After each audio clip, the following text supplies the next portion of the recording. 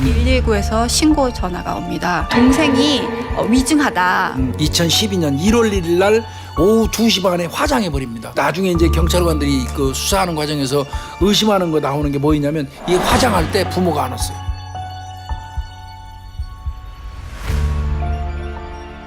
아주 특이한 장면이잖아요. 휴대폰 손에 들고 공중전화를 건단 말이에요. 이 사람이 공중전화 끝나고 나오더니 승강장 안으로 들어가더니 거기서는 또 휴대폰으로 딴 사람하고 통화를 하는 거예요. 그 받는 사람 번호를 뺐어요. 이때부터 이 김 씨도 유력한 용의자로 언니와 더불어서 보기 시작하는 거예요. 보험금 수령 목적 시체 바꿔치기 사건입니다.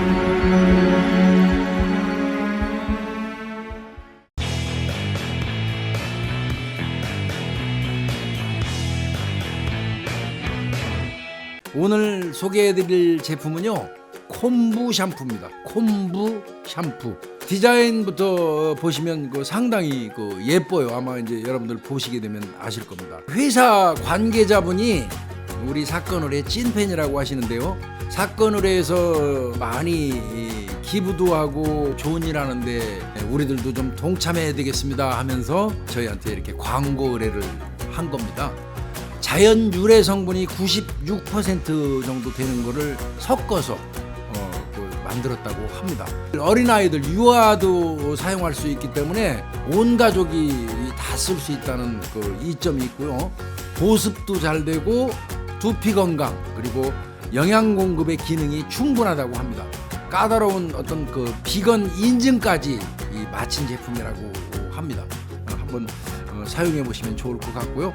이 샴푸는 무엇보다도요, 착한 소비, 그 다음에 착한 기부라는 캐치프레이즈를 통해서 NGO 단체 기아대책본부하고 캐주얼 팝 아티스트 호주 작가 같이 해서 판매금의 10%를 복지기관이라든지 소외계층에 보내준다고 합니다.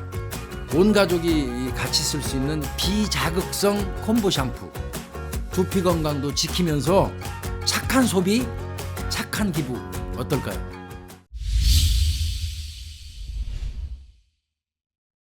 (2011년 12월 31일) 01시에 119에서 신고 전화가 옵니다. 47세 안 씨가 동생이 위증하다, 의식이 없다라고 하면서 119에 신고를 하면서 시작됐습니다. 그때 이제 시신은 아직도 경직이 안 된 상태니까 금방 숨이 넘어간 것 같아요. 따뜻하고 경직이 안 됐으니까 사망 직후에 심폐소생술 했지만 호흡이 안 돌아오니까 종합병원으로 이송한 거죠. 1시 42분에 사망 판정을 합니다. 그래서 바로 또 이제 그 장례식장으로 이동을 하게 되죠. 그날 오전 10시 10분에 이제 언니 안 씨, 신고했던 안 씨가 응급실에 가가지고 시체 검안서를 발급받습니다. 거기에 사인은 지주막하 출혈 의증이네요. 2012년 1월 1일 날 오후 2시 반에 화장해 버립니다. 오후 5시에 임진강에 갖다 뿌려버려요. 나중에 이제 경찰관들이 수사하는 과정에서 의심하는 거 나오는 게 뭐였냐면 이 화장할 때 부모가 안 왔어요. 부모님이 살아계신데 부모가 안 왔어요. 이거는 이제 참고로 알고 가시면 좋을 것 같습니다. 그래서 이 사건은 그냥 이제 어떻게 보면 병사로 처리된 거나 마찬가지였습니다.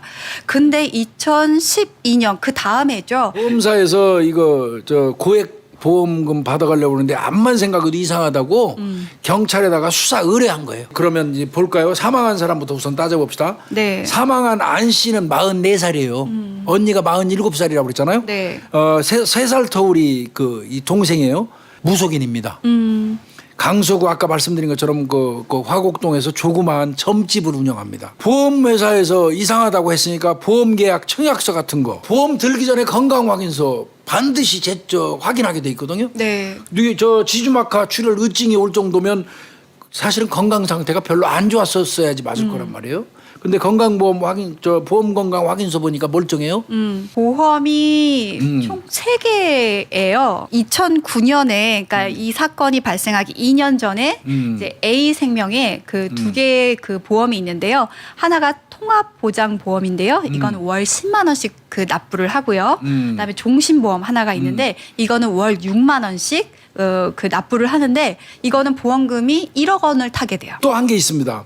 이게 이제 아마 이 보험회사에서 이건 D생명이에요. 변액 종신보험을 들었어요. 이거는 한 달에 얼마 내는 줄 아세요? 124만 원 내요. 2011년 11월 달에 그 사망 한 달 전에 들었으니까 2번 납입됐어요. 네, 124만 11월, 원씩. 12월 아마 네. 2번 납입이 근데 이게 수령하면 얼마인 줄 아세요? 33억입니다. 변액 보험을 들게 했던 그럼 사람은 누굴까? 아, 그 보험 보험 컨설턴트. 모집인. 응. 그 사람이 설계사 최 씨인데요. 42살인데 아니 이런 일이 있고 나서 바로 또 퇴사를 했다네요. 그런데 이 사람을 또 조사하다 보니까 화장할 때 그 옆에 같이 있었어요. 그리고 우리가 그렇다면 이 진단을 내렸던 의사도 있고요. 또 그렇죠. 출동을 했던 119 구급대원도 있다 그렇죠. 보니까 그 두 분도 만나게 됩니다. 사망자 얼굴을 좀 기억을 하시냐. 그렇죠. 네, 했더니 이 사망자의 얼굴은 크고 넓적하다. 그리고 체구도 컸다. 이렇게 진술을 합니다. 근데 이 사실은 사망한 그 안 씨는 사진도 다 확보했거든요, 경찰이. 근데 얼굴도 자꾸 갸름하고 아주 마른 체형이에요. 일단 보험금 1억 원은 수령이 됐다 보니까 그럼 그 보험금이 어떻게 수령이 갔는데, 됐는지 어디로 갔나? 네, 그리고 또 통신 수사를 해서 또 어떤 의심점이 있는지 확인을 해보겠습니다. 그렇죠, 그렇죠. 네. 근데 그 1억 1억 원 원이요. 타갔죠? 네, 근데 그거 뭐 죽은 사람은 타갈 수 없으니까 그렇죠. 가족이 타갔어요. 가족 계좌로 이제 확인을 압수수색 영장 발부받아서 가족들 전 그 은행 계좌를 깠나 봐요. 그랬더니 수령자는 아버지로 돼 있어요. 아버지로 돼 있는데 돈을 대신 수령해 간 사람은 남동생이에요. 40살 먹은 남동생. 남동생한테 갔던 돈은 2,500만 원이었고요. 그 다음에 그러면은 1억 중에 7,500만 원이 남잖아요. 그거는 언니 신고한 안 씨가 가져갔네. 네. 그리고 이제 이거 확인해 보니까 이 돈 들어간 상태에서 인출 같은 거를 좀 따져 봤나 봐요. 인출 같은 거는 보니까 주로 서울 화곡동 쪽에서 인출이 됐어요. 거기에다가 또 전라도 광주 월산돈 이쪽에서 이거 입출금이 자꾸 뛰어요. 그러니까 이제 이게 전라도 광주에 이게 무슨 일이 있는 걸까 이런 생각하기 시작한 겁니다. 네. 그렇다면 계좌가 이제 좀 나왔고요. 통화 내역을 봐야 되잖아요. 네. 네, 그 사망 시점부터 이전 몇 달간 계속 통화가 유독 많고 사망 직전까지 통화를 한 사람이 있었습니다. 맞습니다. 그 사람이 바로 김 씨, 44살의 김 씨였습니다. 유독 사망한 안 씨하고 통화 내역이 많은 사람이죠. 이 사람은 직업을 확인해 보니까 박수무당이네요. 이 사람이 광주 아까 ATM기에서 그 보험금 1억 들어간 거 막 인출되고 막 했다고 그러죠? 네. 했다고 그러잖아요. 그거 인출자가 이 사람이에요. CCTV 확인해 보니까. 그래서 이 김 씨에 대해서 수사를 하기 시작을 했습니다. 맞습니다. 이 현재 강서구에 거주하는 사람이고요. 그런 사람이 왜 전라도까지 가가지고 네. 돈을 인출했는지 모르겠어요. 그리고 사망자의 내연남으로 추정이 되고요. 그리고 다른 사람들은 다 의심할 수 있어요. 그러니까 다른 사람들은 몰라볼 수 있는데 신고한 사람이 친언니입니다. 그렇습니다. 친언니가 이 사망자의 얼굴, 자기 동생의 얼굴을 못 알아볼 리 없잖아요. 그렇죠. 그러다 보니까 이 언니에 대해서도 이제 수사를 시작을 합니다. 그랬는데 6월 1일입니다. 6월 1일 이제 그러니까 이제 경찰이 사망한 지 한 6개월이 지난 그렇죠. 거의 네. 5, 6개월이 지난 시점인데요. 그 19시 07분 그러니까 저녁 7시 무렵이에요. 한성대 입구역 그 지하철 내에 있는 공중전화를 사용하는 게 언니가 그걸 사용하는 게 포착이 됩니다. 근데 언니는 휴대폰이 있잖아요. 네. 휴대폰 손에 들고 공중전화를 건단 말이에요. 이거는 경찰이 살살 미행하다 보니까 이건 아주 특이한 장면이잖아요. 그런데다가 언니가 사는 또 화곡동, 강서구 화곡동이랑 또 거리도 있는 곳이었습니다. 그러니까요. 이 사람이 공중전화 끝나고 나오더니 승강장 안으로 들어가더니 거기서는 또 휴대폰으로 딴 사람하고 통화하더라는 거예요. 그러니까 이게 CCTV도 확보를 했어요, 경찰이. 네. 이거 뭔가 분명히 누군가와 비밀 통화하고 있다. 이렇게 생각을 한 거예요. 이 공중전화가 어디로 발신됐는지는 확인할 수가 있잖아요. 그렇습니다.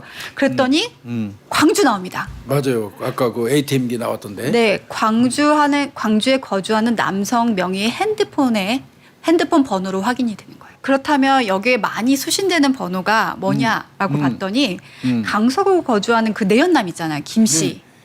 그 김 씨 옆 공중전화입니다. 그럼 도대체 이 두 사람은 왜 공중전화로 이 사람한테만 전화를 걸까? 휴대폰으로 걸어도 되는데 네. 이제 그걸 경찰이 이거 이상하다. 이때부터 이 김 씨도 박수무당 김 씨도 의심하기 시작하고 유력한 용의자로 언니와 더불어서 보기 시작하는 거예요. 네. 그리고 이 핸드폰에 또 다른 통화 내역도 살펴보다 보니까 1544로 시작하는 넘버가 여기가 광주 해양 도시가스 콜센터래요. 아, 그러니까 광주예요. 그래서 녹음 파일을 그럼 좀 달라 거기 요청을 해서 녹음 파일을 받습니다. 예, 예, 맞습니다. 이제 플레이를 딱 눌렀더니 이사하고 나서 도시가스를 설치하려고 하는 문의 전화였어요. 근데 이 여성이 왜 아까 교수님이 서울 사람이라고 예측을 하냐면 표준어를 쓰고 있었거든요. 그렇습니다. 남자 명의로 돼 있잖아요, 원래는. 휴대폰도. 근데 여자가 표준어 쓰는 여자가 도시가스 설치해달라고 콜센터에 전화한 거예요. 네. 이건 뭐 이제 이때부터 경찰 감 잡혔을 거예요. 그렇다면 이 여성이 우리가 지금 사망했을 거라고 인정되는 안 씨냐? 그렇지. 확인해 봐야 되잖아요. 그렇죠. 그렇다면 이 안 씨의 목소리와 확인할 수 있는 게 있어야 되잖아요. 이 콜센터 목소리하고. 그렇죠. 그렇다면 진짜 살아있을 때 안 씨의 목소리가 있어야 되잖아요. 근데 그것도 확보를 이미 해놨더라고요. 기가 막히게 해놨어요. 왜냐하면 이거 보험회사에 분명히 그렇습니다. 보험회사에서는 그거를 콜센터에서 또 녹음한 거 갖고 있어요. 이걸 경찰이 확보했었어요. 도시가스 그 콜센터에 전화 걸은 거하고 두 목소리를 대조를 합니다. 네. 그냥 귀로 들어도 똑같더라는 거예요. 그래도 완벽하게 그 같은 사람인지 여부를 판단하려면 어디로 가야 돼요? 국과수. 국과수 가야죠. 네, 그래서 음성에 대한 비교를 했더니요 동일인이라는 결과가 나옵니다. 그러면 이거는 아니 그러면 안 씨가 살아있네요. 그러면 이제 계좌 추적도 하고 통신수사, 탐문수사 이제 쫙 한 거예요 또. 그랬더니 이 그 죽었다는 안 씨 있잖아요. 네. 얘하고 이 사람하고 내연남 그 박수무당 김 씨, 그다음에 언니 있잖아요, 언니. 네. 그리고 보험 설계사 그 최 씨가 아주 가깝게 지냈대요. 이게 이제 안 씨만 잡는 게 아니란 말이에요. 안 씨를 뚝딱 따고 나면 공범인 박수무당, 그다음에 언니 안 씨, 남동생 최 씨. 최 설계사 최 씨 다 도망갈 수 있으니까 한꺼번에 실시간 위치 추적을 해가지고 현재 이들이 어디 있는지 딱 이제 파악을 해요. 그다음에 형사를 쪼개요. 그래가지고 야 2시 동시에 들어가 딱 들어가서 현재 위치에서 딱 동시에 검거해 버리는 거예요. 이때 지금 사망한 안 씨, 그다음에 언니, 친언니. 사망했다는 안 씨, 씨. 사망한 것도 아니고 사망했다는 안 씨, 안 씨의 언니, 안 씨. 내연남 김 씨, 그리고 보험 설계사 최 씨, 최 씨. 총 이렇게 4명을 검거합니다. 동시에 검거합니다. 네. 그 긴급 통신 사실 확인 자료 요청을 해가지고 실시간 위치를 확인한 다음에 자 하나 둘 셋 들어가 동시에 딱 그 덮쳐가지고 긴급 체포를 해버린 겁니다. 네. 이때 검거 과정에 웃기는 일이 있었죠. 뭐가요, 교수님? 이게 이제 사망했다는 안 씨 집에 딱 덮쳤어요. 그 들어갔더니 거기 신당 차려놨어요. 이미 예. 일단 안 씨가 살아있다는 거는 이거는 다 인정했어요. 보험금 수령 목적으로 4명 다. 그렇잖아요. 뭐 안 씨가 살아있으니까 할 말이 없잖아 이거는. 그러니까 4명 다. 저 범행은 인정했어요. 우리가 보험 사기 하려고 그랬다. 이건 다 인정했어요. 그렇다면 자 이제 시신이에요. 자 이 무속인 안 씨, 이 시신 도대체 누구야? 형사가 물어봤겠죠. 횡설수설해요. 3명은 시체 구하는 과정 우리는 모른다. 그렇다면 처음에 이제 나 모른다라고 했었는데 그래도 어쨌든 구한 사람이 있다 보니까 그럼 빨리 진술을 하라라고 했을 거 아니에요. 그러니까 시체 그 시체 어떻게 된 거야? 빨리 얘기해봐. 시체 어디서 났어? 인터넷 검색으로 어떤 그 불쌍의 남자 만나서 500만 원 내가 줬더니 시체를 줬다. 왜 거짓말해요? 그러니까 이제 번복해요. 네. 사실은 거짓말했다. 그럼 두 번째 그럼 어디서 구했어? 내가 예전에 법무사 사무실에서 일을 했는데 그때 알게 된 강모라는 사람이 있다. 근데 그 사람한테 시체 1억 원에 사기로 하고 선수금 1,500만 원만 일단 지급을 하고 했더니 그 강 씨라는 사람이 나한테 시체를 구해줬다. 이렇게 얘기가 나온 겁니다. 사실은 이제 이거 내가 그냥 예명으로 그냥 썼는데 이거 그냥 사실대로 얘기하죠. 박 씨입니다. 박 씨. 운전기사였대요. 이게 박모 씨라는 사람은. 이 사람한테 시체를 1억 원에 사기로 하고 선수금을 1,500만 원 툭 줬더니 시신을 탁 구해줬다는 거예요. 그럼 잔금은 어떻게 했냐? 그랬더니 그건 또 대답 못해요. 그다음에 박 씨 휴대폰 넘버 대봐. 박 씨한테 확인하면 될 거 아니야 우리가. 그것도 대답 못해요. 그렇다면 일단은 그러면 안 씨는 그렇다 치고 이제 네. 시신 구한 과정은 하여튼 말도 안 되는 소리지만 이렇다고 치고. 그렇다면 언니는 알 거 아니에요. 언니는 그러면 이제 왜 범행에 가담했는지를 확인해 봐야죠. 네. 언니가 동생이 돈을 빌려갔었대요. 한 수천만 원. 그랬더니 수천만 원하고 내가 빌려간 수천만 원 거기 플러스 언니가 이 일 도와주면 내가 3억 원을 보험 사기 도와주면 딱 같이 더 줄게. 자기는 이제 그걸 오케이라고만 했는데 12월 31일 날 진짜 전화 온 거네. 진짜가 그러니까 동생이 전화해서 아 시체 있으니까 빨리 와서 119에 신고하고 언니가 사망 진단서 파고 나 화장 시켜줘. 이렇게 얘기를 해서 자기가 왔다는 거예요. 그러면 이제 경찰이 물어보죠. 그때 그러면 동생하고 범행을 공모할 때 당신들 어떤 방식으로 연락 주고받았느냐. 핸드폰으로 주고받은 게 아니라 대포폰.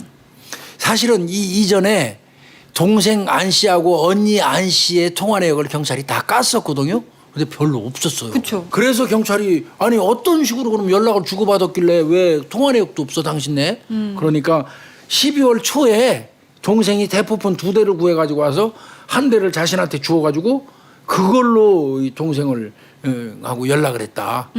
그리고 지금은 그 휴대폰 없다. 번호도 기억도 안 난다. 이렇게 얘기했어요. 그러면 한 사람 더 조사해야 되잖아. 내연남 김 씨가 있죠. 박수무당 내연남 김 씨. 12월 31일 날 9시경에 밤 9시경에 연락을 받고 화곡동 부근에서 본인 안 씨와 또 그 보험 설계사 최 씨를 같이 만나서 그 31일 날 차 안에서 대화를 했대요. 근데 이 안 씨가 약간 돈을 많이 빌렸었나 봐요. 이 그 김 씨한테도 4천만 원을 빌려줬었는데 빌렸었군요. 네, 그러니까 내가 빌려 쓴 돈 4천만 원 플러스 거기다 내가 보험금 받으면 1억 원까지. 그러니까 너는 네가 해줄 거는 나 죽었다고 간주하고 장례식장 와가지고 좀 울어주고 그다음에 다음 날 화정할 때 좀 참석 좀 해주고 그리고 뿌릴 때 임진강에 뿌릴 때 가서 좀 뿌리는 데만 좀 껴줘. 그러면 1억 뚝딱 주는 거야. 빌려간 돈 4천도 갚고.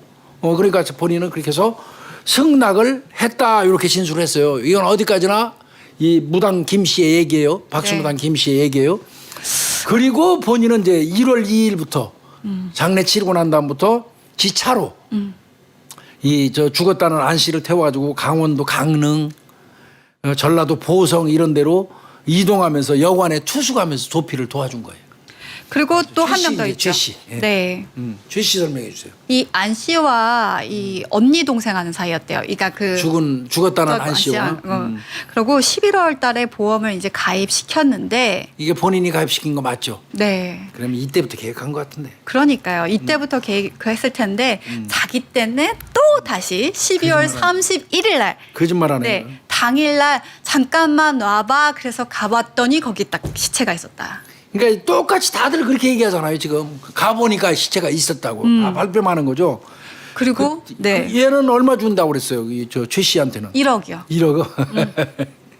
그러면서 똑같은 걸 또 다시 얘기했다는 거야. 영안실하고 또 화장실에 가서 화장터 같이 가지고 울어달라. 같이 참석만 해달라. 거래달라. 그렇게 얘기를 했다고 합니다.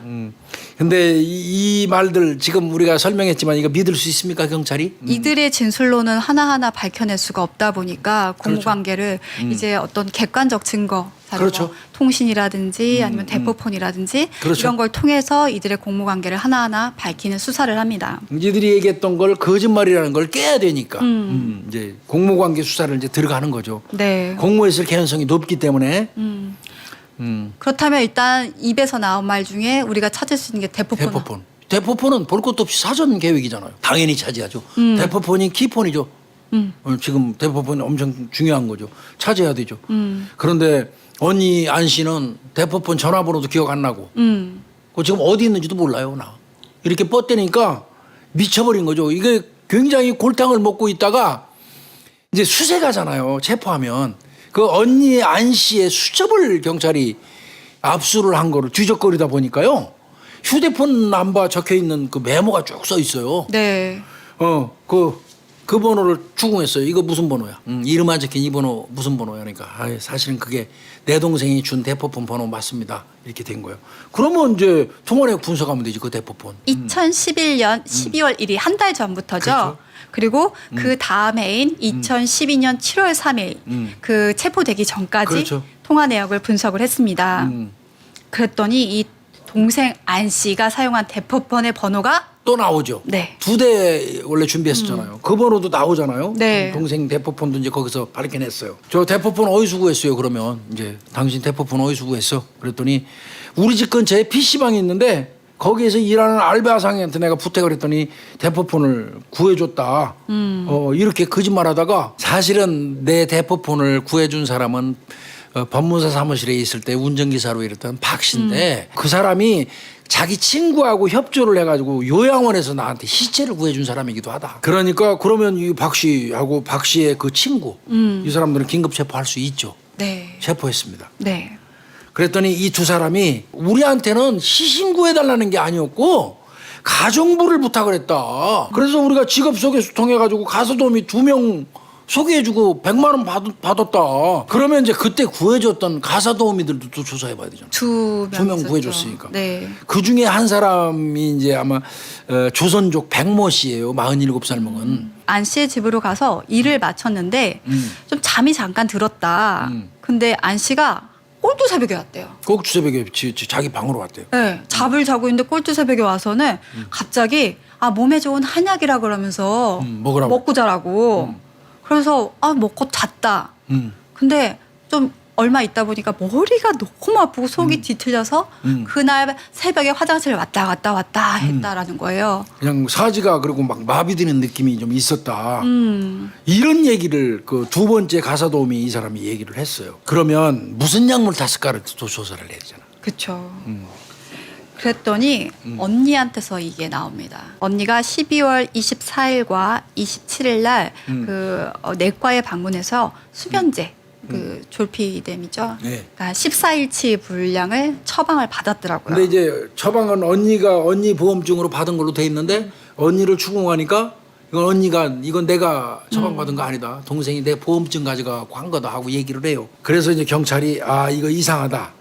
그리고 또 경찰이 조사를 더 해보니까 12월 30일 날 사망하기 직전 전날 슈퍼에서 막걸리를 배달시킨 게 또 나와요. 이제 그럼 하나하나씩 풀어져 갑니다. 근데 여기서 걸리는 게 뭐냐면 추정대로 하자면 막걸리에다 졸피뎀 성분을 먹여서 사망하게 이르게 됐는데 근데 검안서에는 지주막하 출혈 의증이라고 나왔잖아요. 그러면 뭔가 이상하잖아요. 네. 말이 안 되잖아요. 네.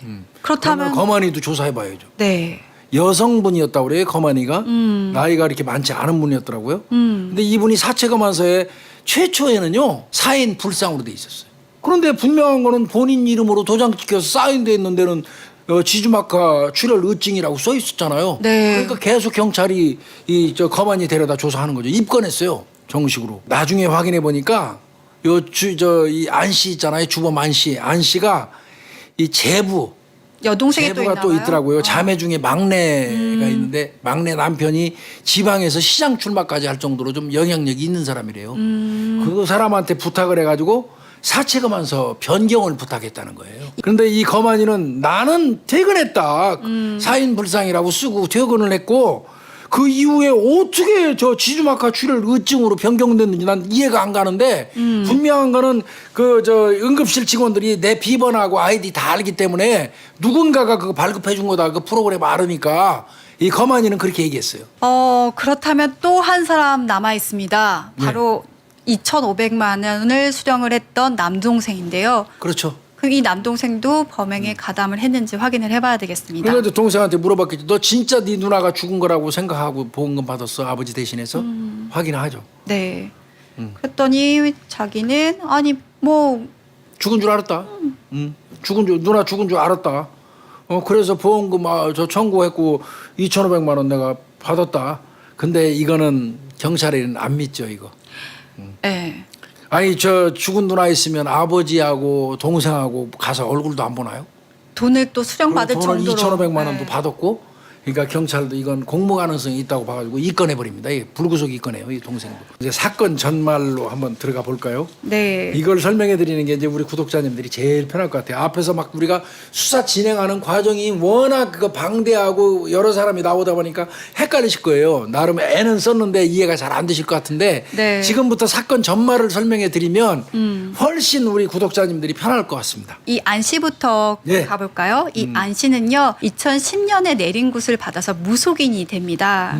이 무당이 예전에 기획부동산에 근무한 적이 있어요. 그러니까 이 버릇이 잘못 들은 거예요. 내가 이 무당해가지고는 큰 돈은 죽어도 못 맞을 것 같아.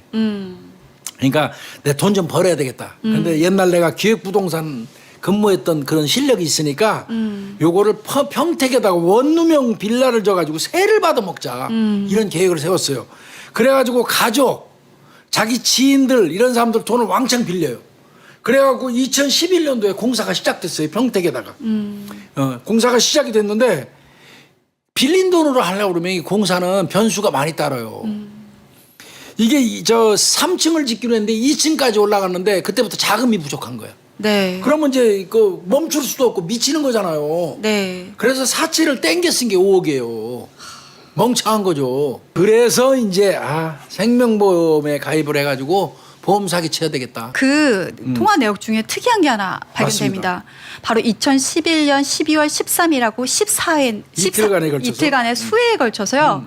그 노숙자 쉼터로 전화를 한 게 맞아요. 발견이 되는 거예요. 그다음에 사건 발생 3일 전 12월 28일부터 기지국 이출을 보니까 또 영등포역이에요. 그래서 집으로 이 노숙자를 유인해 가지고 식사 대접하고 샤워 싹 시킨 다음에 이 막걸리 슈퍼에서 배달시켰잖아요. 네. 거기에다가 수면제 14일분치 넣고 그리고 나서 이제 기절한 사람을 어떤 방법으로 살해한 걸로 보이는데 그게 한 8시경으로 보는 겁니다. 그러면 그때쯤도 영등포역 노숙자 중에 없어진 사람이 있지 않을까? 있어야지 맞잖아요. 원래 맨발로 맨날 저 영등포역을 왔다 갔다 하던 그 여성이 있었대요. 노숙자가. 근데 그 요 시기 즈음에 없어졌어요. 저 시신이 죽어서 왔을 때 발이 엄청나게 거칠고 더러웠대요. 맨발로 댕겼으니까 발이 엄청나게 더럽지 않았겠어요? 거칠고. 그러니까 이거는 그 영등포 노숙자 이 여성이 맞는 거라고 생각이 드는데 그 여성이 누군지를 경찰이 밝히지는 못한 거예요. 인적사항을. 어찌됐건 부인을 하건 말건 그 경찰은 이제 그렇게 봤어요. 네. 영등포역을 배회하던 노숙자, 성명불상의 노숙자, 아마 보나마나 그렇게 썼을 거예요. 성명불상의 노숙자를 집으로 유인한 이후에 식사 대접을 하고 목욕을 시킨 이후에 약이 들어있는 막걸리를 먹이고 불상의 방법으로 살해한 다음에 본인의 시신인 걸로 위장했다. 이렇게 아마 경찰은 보고서 썼을 거예요. 그죠? 그 상태에서 이제 구속 한 거죠. 그렇지만 살인혐의 끝까지 부인했잖아요. 네. 그때 끝까지 부인했어요. 이게 이제 사실은 재판에서 우리 경찰 입장에서 불리한 거예요. 인적사항 못 밝힌 게. 이때 시신도 없지. 시신이 누군지도 못 밝혔지. 그러니까 얼마나 불리해요. 자, 그러면 이 사람들 형 받았을까요? 서울 형사지방법원 형사 27부 김환수 부장판사 판결이에요. 1심입니다. 주범 안 씨는 징역 7년. 언니하고 동생하고 내연남 있잖아요. 이 사람들은 징역 3년. 그다음에 보험 설계사 최 씨 징역 3년에 집행유예 5년 때렸어요. 그 이유가 뭐냐면 결국은 이렇게 얘기했어요. 피고인이 시체를 구할 필요성이 높았다. 살해 동기가 있다.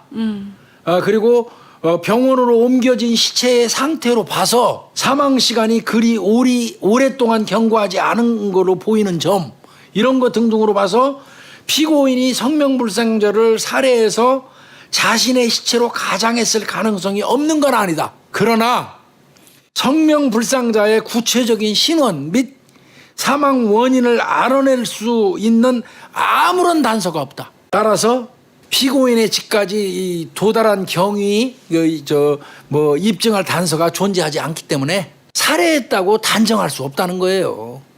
그래서 인정 못한다. 이게 2013년 1월 24일 판결이고요. 이건 결국은 대법원까지 가갖고 살인죄는 무죄로 끝나버렸습니다. 제가 판단할 때는 이 판사의 판결은 우리가 토달할 수는 없을 것 같아요. 적어도 시신이 누군지 인적사항이라도 나왔으면. 그것도 안 나왔고 시신은 이미 화상해서 이 세상에 흔적도 없이 사라져버린 상태. 그러다 보니까 살인죄는 결국은 피고인의 이득이 되는 쪽으로 해석이 돼서 적용하지 못한 겁니다. 좀 안타깝고 그 사람이 살인에 어쨌든 무죄를 받았다는 것도 마음이 아픕니다. 더더군다나 지금 이 방송을 하고 있는 이 순간 우리 방송을 이 사람은 듣고 있을지도 모릅니다. 이 사람은 2019년도에 출소했습니다. 안 씨는. 주범 안 씨는. 오늘 좀 씁쓸한 사건이었지만 또 많은 걸 생각하게 해주는 사건이었습니다. 이런 사건도 있습니다. 네, 교수님 감사합니다. 예, 수고했어요.